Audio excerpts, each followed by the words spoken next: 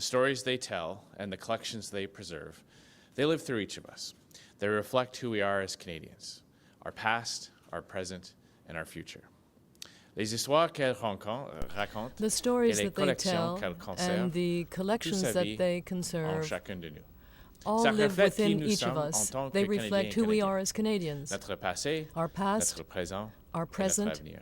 and our future. The very act of walking into a museum is a reminder that before us came generations of Canadians who shaped this land into what it is today. A single, united country with shared experiences of trial and triumph and shared responsibilities towards one another. When I think of museums, I also think of school trips, March breaks, summer vacations that have stopped here, my own kids, and the countless others across the country. Walking through the doors of one of our national museums is a ticket to learning about and connecting with Canadian history, culture, and identity. Entrer dans l'un de nos musées nationaux When you nous enter one permet of our national d'apprendre et de vivre museums, l'histoire, you are la able culture to et experience l'identité history canadienne. Our and history the culture shines of with Canada. heroic military achievements, industrial innovations, artistic beauty, and athletic conquests. And it all comes alive in Canada's national museums. They are places of great wonder, and they're uniquely ours. There are 7 national museums here in the National Capital Region. There is also the Canadian Museum for Human Rights in Winnipeg and the Canadian Museum of Immigration in Halifax. Now, these are important museums to remember our past, and both were established as national museums by the previous Conservative government. Today, I am pleased to announce that a new Conservative government will take the unprecedented step of making all 9 existing national museums 100% admission-free. Free entry for every Canadian, every visitor, 365 days a year. It's a move that will save Canadian families more than $21 million every year. And we won't stop there. A new Conservative government will also create a 10th national museum. The RCMP Heritage Centre in Regina will be designated as a national museum. It too will be free to visit for all. It will tell the stories of the men and women of Canada's national police force, past, present, and future. And we will designate the grave sites of past prime ministers and governors general as national historic sites. Because despite those who wish to sweep some of these leaders under the rug, they have left their mark not only on our country, but on the entire world, and they are worthy of honor and respect. Je suis content d'annoncer aujourd'hui I'm pleased to announce today that a new Conservative government will take the unprecedented measure of making admission to all 9 national museums perfectly free. For all Canadians and visitors, it will be 100% admission free all year. That will allow Canadians and visitors to save $21 million a year. And that's not all. A new Conservative government will also create a 10th national museum. The RCMP Heritage Centre in Regina will be designated a national museum. And it will also be free of charge. It will tell the story of the men and women of our national police force. Et nous allons faire des tombes des we anciens premiers ministres et will gouverneurs also généraux des lieux designate the historiques grave nationaux. sites of former Parce que malgré ceux qui veulent prime faire tomber ministers and certains de governors ces general, leaders dans national l'oubli, historic ils ont sites. laissé leur marque non seulement They sur have notre left pays, their mark not mais only sur on le our monde country, entier. but on the Et entire elles world. méritent notre And they plus grand deserve respect. our respect. Because I believe Canada's history should always be celebrated. Now, is it perfect? Of course not. But we must never allow political correctness to erase what made us who we are. We can, and we should, celebrate the giants of our history, like Macdonald, Mackenzie King, and Laurier. We can look to the past, acknowledge and learn from mistakes, and celebrate achievements at the same time. If we look back on our history and our leaders and only see the blemishes, we miss out on a beautiful story of a country that has progressed into one of the safest, freest, and most prosperous in the world. Now, the bottom line is that after 4 years of Justin Trudeau, Canadians just aren't getting ahead.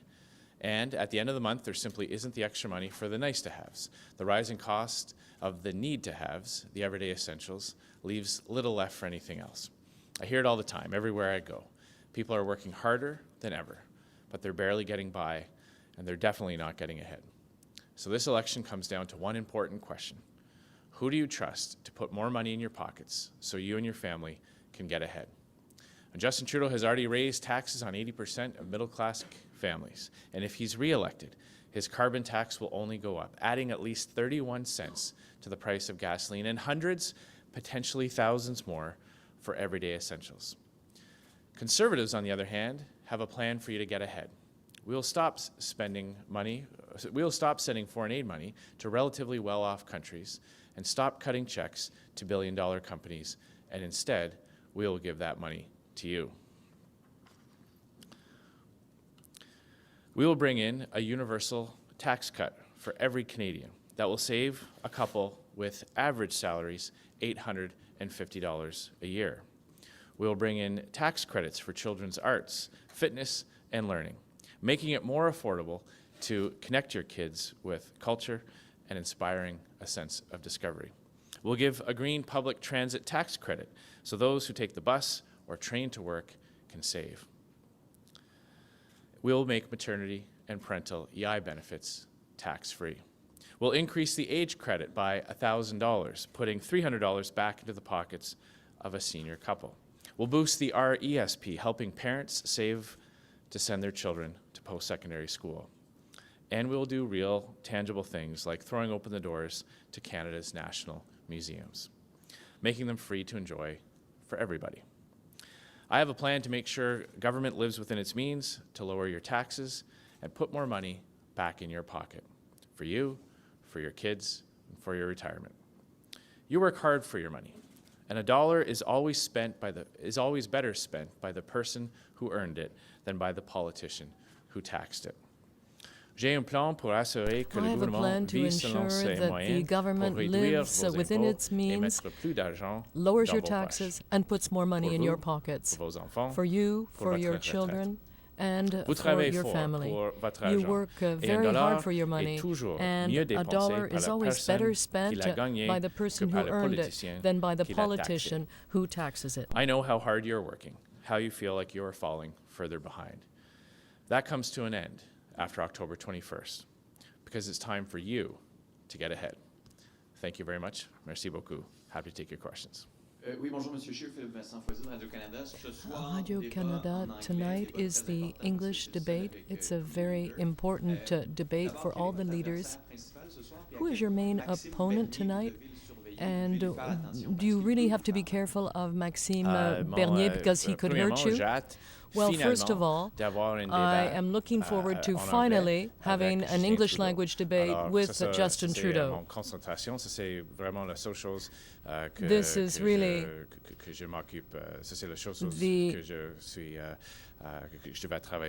the only thing I will be focusing on today.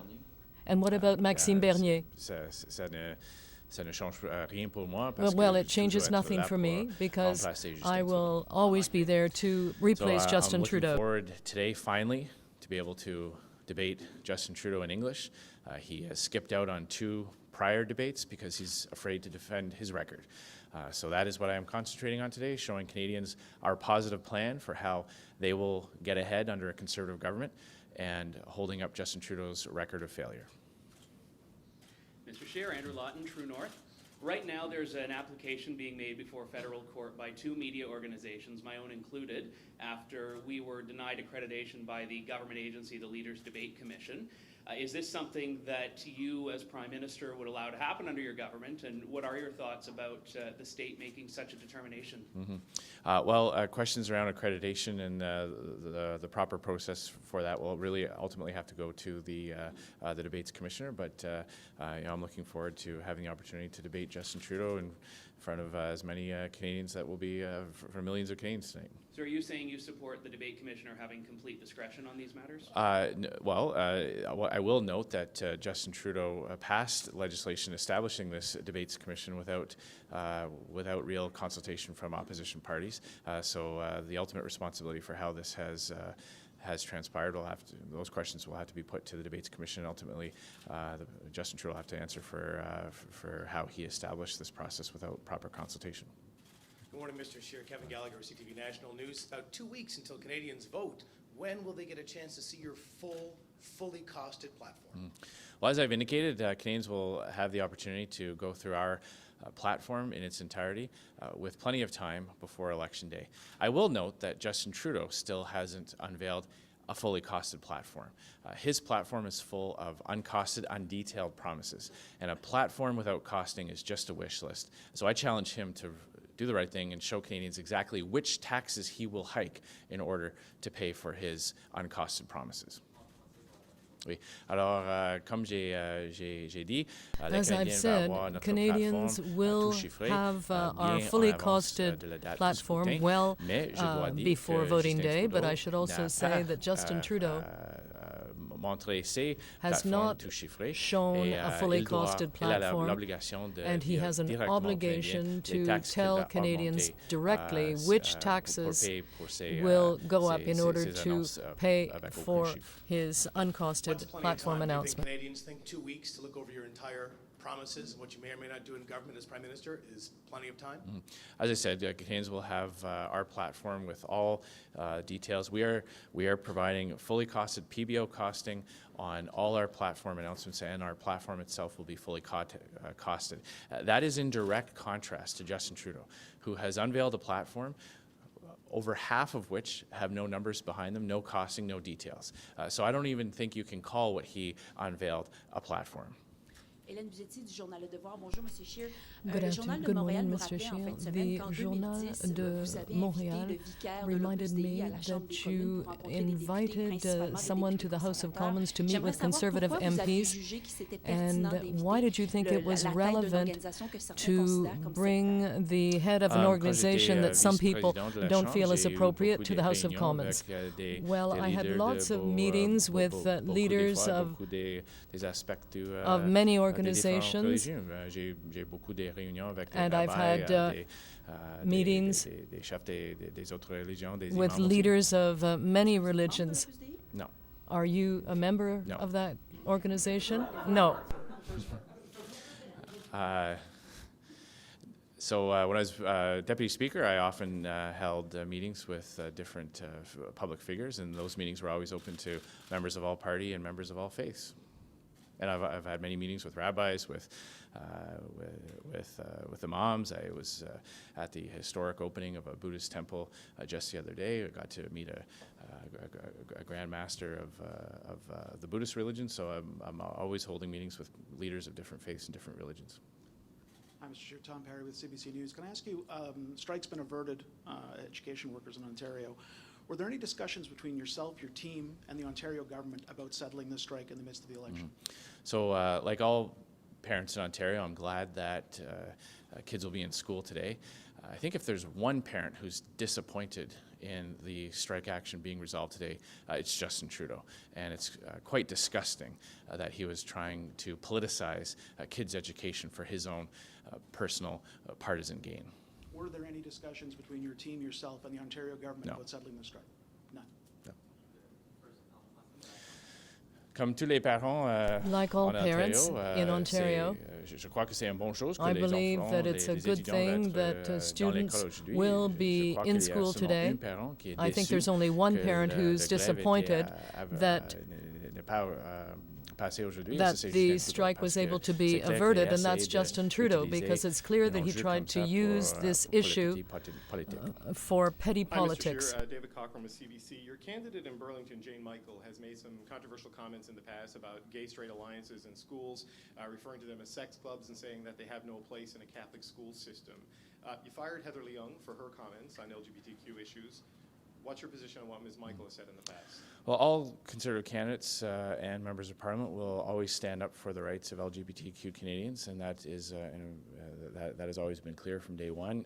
We are a party that promotes inclusiveness and the equality of all Canadians. I note that Justin Trudeau has not fired his candidate in Nova Scotia, who was tweeted out and made all kinds of misogynistic and racist comments, and so he has to answer for why he continues to allow people to run for him. He also has to he still has not come clean onto why he conspired to keep hidden the details of his anti-Semitic candidate in St. Leonard, St. Michel, and why it took him so long to do, why he conspired to keep those hidden, and why anti-Semites feel so welcome in the Liberal Party of Canada. You say the Conservatives will vote for inclusiveness. Ms. Michael has voted against inclusiveness by voting against gay-straight alliances. So how do you square her candidacy and her past comments with your stated position as leader of the party?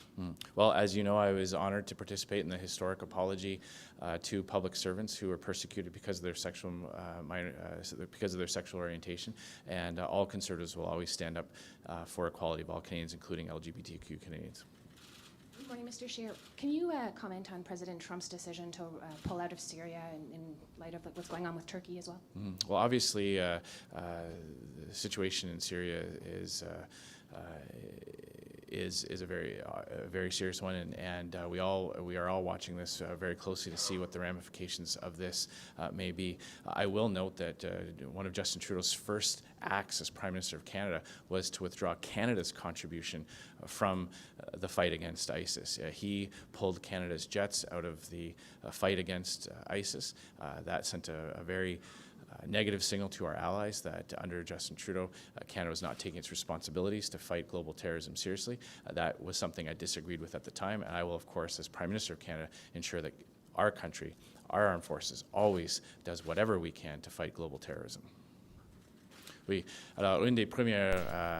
one of the first acts of Justin Trudeau was to remove our fighter planes from Syria. This is something that I was against at the time, and as Prime Minister, I will always ensure that our armed forces play the proper role in the fight against terrorism. Since you're talking about defense, you haven't talked much about foreign policy in your platform. None of the candidates have. Would you commit to increasing Canada's defense spending for the armed forces that haven't received an injection in many years?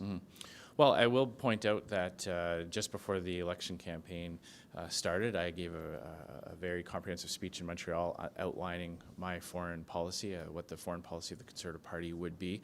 We also made the announcement just last week about how we will cut 25% of Canada's foreign aid budget to ensure that Canadian taxpayers' dollars are not going to relatively well-off countries, and that we would also depoliticize the procurement process, and it is our goal to get to the NATO target for our defense spending. Does that mean you would increase defense spending, though? As I said, I believe that we can achieve significant amount of savings for taxpayers by fixing the procurement process. Obviously, top-line dollar amounts are important, but it's even more important to make sure that the dollars are spent wisely. And under the Liberals, we can see billions and billions of dollars being spent, starting and stopping procurement policies, resetting the process to replace our fighter jets, politicizing the shipbuilding contracts. That adds millions and millions of dollars onto the backs of taxpayers without actually delivering anything for our armed forces. So I believe that by fixing the procurement process, we can spend tax dollars more efficiently, have those tax dollars going to actually replacing jets and ships, and not wasted in starting and stopping processes all the time. Oui, alors c'était notre objectif de Yes, it was our goal to attain the NATO target, and I sincerely believe that we can fix the procurement system and secure savings for Canadians. With the Liberals, well, they stopped and started the process to replace our fighter jets, and that meant millions of dollars that would be paid by taxpayers with no gain at all. On my colleague's question, have you been a member of Opus Dei, and did you think it really was a good idea to invite them? How can you compare them to an imam or a rabbi? This is an ultra-conservative group. Well, to the first part of your question, no. And as I say, as Deputy Speaker, I did organize a lot of meetings with a lot of different faith leaders. But don't you think that Opus Dei is an extreme group? Well, I had meetings with many, many people of different perspectives, but why Opus Dei in particular? I said I had meetings with a lot of different faith leaders, people with different religions. Thanks very much, everyone.